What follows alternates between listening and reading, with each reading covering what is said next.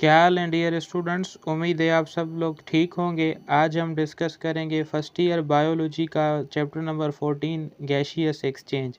Gaseous exchange हम क्या किसे कहते हैं? एक्चुअली ह्यूमंस क्या करते हैं, वो एयर से ऑक्सीजन लेते हैं, इनहेल करते हैं और कार्बन डाइऑक्साइड जो है वो एक्सहेल करते हैं। एक गैस एयर से लेते हैं और एक गैस एयर को देते हैं। इस प्रोसेस को हम गैसियस एक्सचेंज कहते हैं। ना सिर्फ ह्यूमंस बल्कि एनिमल्स भी। और अगर बात करें प्लांट्स की, तो प्लांट्स क्या करते हैं, डे टाइम में कार्बन डाइऑक्साइड इनहेल करते हैं और ऑक्सीजन एक्सहेल करते हैं, तो इसे भी हम गैसियस एक्सचेंज कहते हैं। या फिर वो नाइट में क्या करते हैं, कार्बन डाइऑक्साइड को एक्सहेल करते हैं और ऑक्सीजन को इनहेल करते हैं। इस प्रोसेस को भी हम गैसियस एक्सचेंज कहते हैं। जब लिविंग थिंग्स अपने एक्सटर्नल एनवायरनमेंट से कुछ गैसेस लें और कुछ गैसेस उन्हें रिटर्न करें, तो इस प्रोसेस को हम बेसिकली गैसियस एक्सचेंज कहते हैं। अब गैसियस एक्सचेंज क्यों करते हैं लिविंग ऑर्गेनिजम्स, उसके पीछे जो है एनिमल्स के पास डिफरेंट रीजंस हैं और प्लांट्स के पास डिफरेंट रीजंस हैं। अगर हम बात करें एनिमल्स की, तो एनिमल्स के अंदर एक प्रोसेस होता है जिसे हम कहते हैं रेस्पायरेशन। रेस्पायरेशन में क्या होता है, फूड को ब्रेक करके एनिमल्स एनर्जी प्रोड्यूस करते हैं और एनर्जी नेसेसरी होती है बेसिकली तमाम जो काम होते हैं उन्हें करने के लिए। एक्टिव ट्रांसपोर्ट में एनर्जी रिक्वायर्ड होती है और मसल्स की मूवमेंट में जो है एनर्जी रिक्वायर्ड होती है, ग्रोथ में एनर्जी रिक्वायर्ड होती है। तो इसलिए एनिमल्स फूड को ब्रेक करके एनर्जी प्रोड्यूस करते हैं और इस प्रोसेस को हम रेस्पायरेशन कहते हैं। अब रेस्पायरेशन के लिए जो है हमारे पास ऑक्सीजन रिक्वायर्ड होती है, इसलिए एनिमल्स क्या करते हैं, ऑक्सीजन इनहेल करते हैं। और रेस्पायरेशन जब होती है तो उसमें कार्बन डाइऑक्साइड भी जो है प्रोड्यूस होती है, इसलिए जो है एनिमल्स इस कार्बन डाइऑक्साइड को एक्सहेल करते हैं, क्योंकि कार्बन डाइऑक्साइड एनिमल्स के किसी भी काम की नहीं है। अब बात करते हैं प्लांट्स की कि प्लांट्स जो हैं गैसियस एक्सचेंज क्यों परफॉर्म करते हैं। प्लांट्स जो होते हैं वो फोटोसिंथेसिस परफॉर्म करते हैं। फोटोसिंथेसिस ऐसा प्रोसेस होता है जिसमें प्लांट्स कार्बन डाइऑक्साइड और वाटर को मिलाकर अपना फूड प्रिपेयर करते हैं।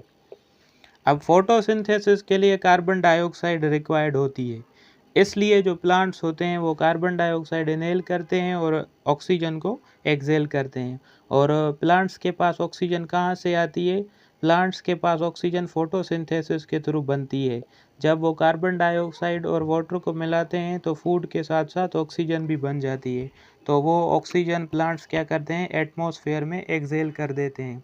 तो प्लांट्स और एनिमल्स के पास डिफरेंट रीजंस होते हैं गैसियस एक्सचेंज करने के। उम्मीद है आपको गैसियस एक्सचेंज का कॉन्सेप्ट समझ में आ गया होगा। अब आपके चैप्टर में जो फर्स्ट टॉपिक है वो है ब्रीथिंग या वेंटिलेशन, हम उसे पढ़ देते हैं। पहला हमारा जो टॉपिक है चैप्टर का वो है ब्रीथिंग या वेंटिलेशन। अब ब्रीथिंग या वेंटिलेशन क्या है, एक्चुअली जो मूवमेंट होती है एयर की, movement of air in and out of body is called breathing और वेंटिलेशन। जब एयर जो है हमारी बॉडी के अंदर आए और हमारी बॉडी से बाहर जाए, इस प्रोसेस को हम ब्रीथिंग या वेंटिलेशन कहते हैं। अब ब्रीथिंग क्यों करते हैं हम ब्रीथिंग करते हैं गैसियस एक्सचेंज के लिए, क्योंकि हमें कुछ गैसेस अपने एनवायरनमेंट के लिए जो है, कुछ एनवायरनमेंट के साथ हमें कुछ गैसेस एक्सचेंज करनी होती हैं, इसलिए हम कुछ एयर को इनहेल करते हैं और जब गैसियस एक्सचेंज हो जाता है तो उसके बाद उसे एक्सहेल कर देते हैं। और गैसियस एक्सचेंज हम क्यों परफॉर्म करते हैं, एक तो रेस्पायरेशन के लिए और दूसरा फोटोसिंथेसिस के लिए। तो ये जो प्रोसेस हैं वो इंटरलिंक्ड है, ब्रीथिंग रिलेटेड है गैसियस एक्सचेंज से और गैसियस एक्सचेंज रिलेटेड है फोटोसिंथेसिस से। अब हम जो है गैसियस एक्सचेंज को जो है डिटेल में डिस्कस करेंगे। गैसियस एक्सचेंज के प्रोसेस के लिए हर एक ऑर्गेनिज्म के पास एक स्पेसिफिक ऑर्गन होता है। फॉर एग्जांपल अगर ह्यूमंस की बात करें तो ह्यूमंस के पास लंग्स होते हैं गैशियस एक्सचेंज परफॉर्म करने के लिए। फिश के पास जो है गिल्स होती हैं गैशियस एक्सचेंज परफॉर्म करने के लिए। और अर्थवर्म के अंदर स्किन होती है गैशियस एक्सचेंज परफॉर्म करने के लिए। और ये जो ऑर्गन्स हैं जो गैशियस एक्सचेंज परफॉर्म करते हैं इन्हें हम रेस्पिरेटरी ऑर्गन्स कहते हैं। और इन रेस्पिरेटरी ऑर्गन्स के अंदर एक स्पेसिफिक एरिया होता है जहाँ पर ये गैशियस एक्सचेंज का प्रोसेस होता है, और उस स्पेसिफिक एरिया को हम रेस्पिरेटरी सरफेस कहते हैं। अब रेस्पिरेटरी सरफेस क्या है? एक ऐसी एरिया, एक ऐसी जगह जहाँ पर गैशियस एक्सचेंज का प्रोसेस हो रहा है with in the respiratory organ, उसे हम रेस्पिरेटरी सरफेस कहते हैं। फॉर एग्जांपल, अब लंग्स जो हैं वो रेस्पिरेटरी ऑर्गन्स हैं ह्यूमंस के। तो लंग्स के अंदर एक स्पेसिफिक एरिया होता है जहाँ पर गैशियस एक्सचेंज का प्रोसेस होता है। उस स्पेसिफिक एरिया को हम कहते हैं अल्वियोलाई। तो अल्वियोलाई जो हो गई वो रेस्पिरेटरी सरफेस हो गई ह्यूमंस की। सिमिलरली डिफरेंट ऑर्गेनिजम्स के पास डिफरेंट रेस्पिरेटरी सरफेसेस होते हैं। अब रेस्पिरेटरी सरफेस की जो है कुछ जनरल प्रॉपर्टीज़ होती हैं जो हम डिस्कस करेंगे। Properties of respiratory surface. ठीक है, अब जो रेस्पिरेटरी सरफेस होता है उसकी सबसे पहली प्रॉपर्टी ये होती है कि वो मॉइस्ट होता है या वेट होता है, गीला होता है।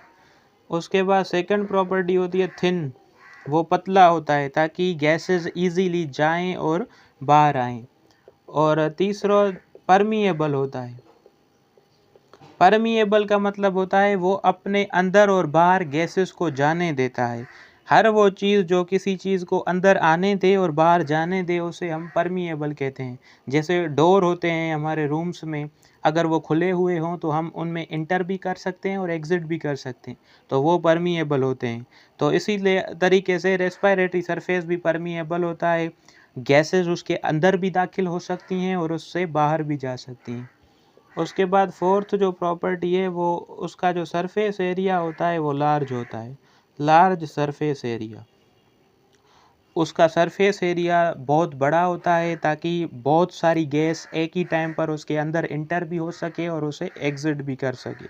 और उसका जो सरफेस एरिया होता है बॉडी के वॉल्यूम से ज़्यादा होता है। बॉडी का वॉल्यूम भी इतना नहीं होता, वो भी कम होता है एज़ कम्पेयर टू उसके सरफेस एरिया से, रेस्पिरेटरी सरफेस के सरफेस एरिया से। बॉडी भी इतनी स्पेस ऑक्यूपाई नहीं करती जितना सरफेस एरिया करता है। अब ऐसे कैसे एक रेस्पिरेटरी सरफेस जिसका एरिया बॉडी से भी बड़ा है तो वो कैसे बॉडी में फिट हो जाता है? तो ये जो रेस्पिरेटरी सरफेस होता है वो हाईली कॉइल्ड फॉर्म में जो है प्रेजेंट होता है, कंडेंस्ड फॉर्म में प्रेजेंट होता है बॉडी के अंदर, इसलिए वो जो है बॉडी में एडजस्ट हो जाता है। और जो नेक्स्ट इसका जो फीचर है रेस्पिरेटरी सरफेस का वो है fifth feature, significant blood supply. जो रेस्पिरेटरी सरफेस होता है उसे बहुत सारी जो है ब्लड सप्लाई की जाती है, प्रोवाइड की जाती है। और मेनली वो जो ब्लड होती है वो डीऑक्सीजनेटेड ब्लड होती है। अब डीऑक्सीजनेटेड ब्लड क्या है? ऐसी ब्लड जिसमें कार्बन डाइऑक्साइड बहुत ज़्यादा हो और ऑक्सीजन जो है वो बहुत कम हो या फिर ना हो, तो उसे हम डीऑक्सीजनेटेड ब्लड कहते हैं। रेस्पिरेटरी सरफेस को डीऑक्सीजनेटेड ब्लड प्रोवाइड की जाती है ताकि जो है उस ब्लड में से कार्बन डाइऑक्साइड रिमूव हो जाए और उस ब्लड में ऑक्सीजन ऐड हो जाए और वो ब्लड ऑक्सीजनेट हो जाए। और ये सब चीज़ें जो हैं वो रेस्पिरेटरी सरफेस में होती हैं। सिक्स्थ प्रॉपर्टी जो होती है रेस्पिरेटरी सरफेस की, लार्ज डिफ्यूजन ग्रेडियंट। डिफ्यूजन क्या है पहले ये समझ लेते हैं, उसके बाद डिफ्यूजन ग्रेडियंट के ऊपर भी आएंगे। अब डिफ्यूजन जो होती है स्पेसिफिकली हम कहते हैं जब मूवमेंट हो मॉलिक्यूल्स की हाई कॉन्सेंट्रेशन से लो कॉन्सेंट्रेशन तक, तो उसे हम डिफ्यूजन कहते हैं। फॉर एग्जांपल ये एक सेल है और ये एक दूसरा सेल है, इसमें जो है शुगर के 1000 मॉलिक्यूल्स हैं और इसमें जो है शुगर के 100 मॉलिक्यूल्स हैं। तो मॉलिक्यूल्स किस सेल में जो है कम हुए, इस सेल में कम हुए। तो अब क्या होगा, यहाँ से शुगर जो होगी यहाँ पर जो है ट्रांसपोर्ट करेगी, मूव करेगी तब तक जब तक दोनों सेल्स में जो मॉलिक्यूल्स की कॉन्सेंट्रेशन है वो इक्वल नहीं हो जाए। तो इस प्रोसेस को हम डिफ्यूजन कहते हैं। अब जो सरफेस होता है रेस्पिरेटरी सरफेस, उसका जो डिफ्यूजन ग्रेडियंट होता है वो लार्ज होता है। अब डिफ्यूजन ग्रेडियंट क्या होता है?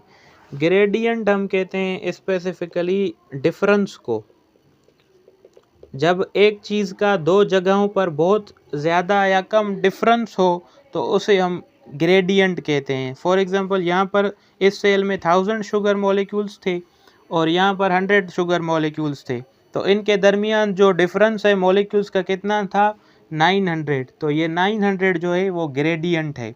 तो एक चीज़ का जो डिफरेंस होता है दो एरियाज़ पर उसे हम ग्रेडियंट कहते हैं सिंपली। अब डिफ्यूजन ग्रेडियंट क्या होता है, जो रेस्पिरेटरी सरफेस होता है वहाँ पर जो गैस आती है तो उसमें जो है एयर आती है सिंपली, उसमें जो कार्बन डाइऑक्साइड होती है वो बहुत ज़्यादा होती है एज़ कंपेयर टू जो एयर आई है उससे।